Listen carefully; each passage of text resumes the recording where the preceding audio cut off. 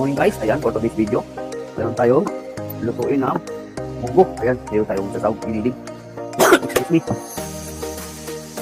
Salamin ko kakuha. Meron din tayong pork chop. Ayan yung pork chop natin.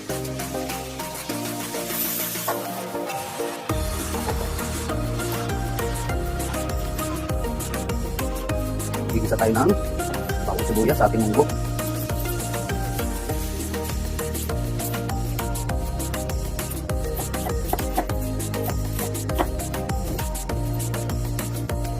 Ayan guys, gigisa na tayo ng ating bawang. Sa pressure cooker na natin yung ating munggo para mas madali. Sunod na natin yung sibuyas.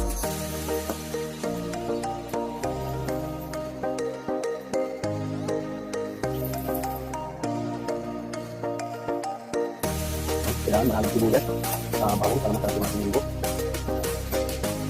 Tingnan naman natin yung ating pork chop. Ayan guys.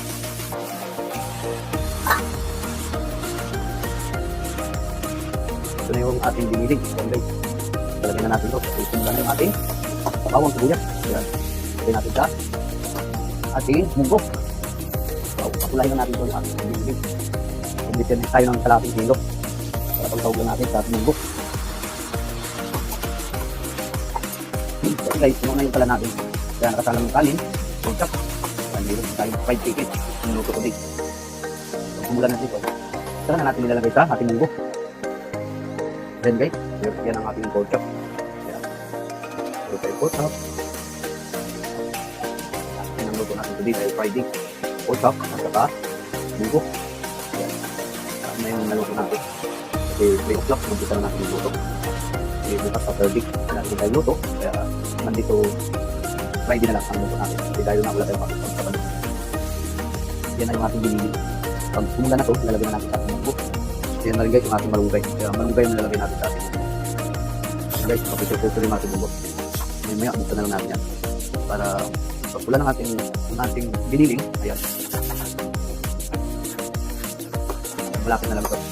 Malapit na simula. May kailangan luto yung ating biniling para at least malagay natin sa munggo.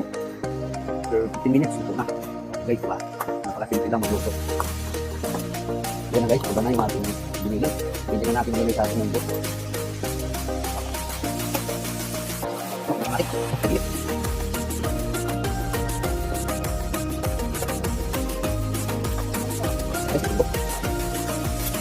Yung ating munggo, lalagyan na natin yung ating munggo.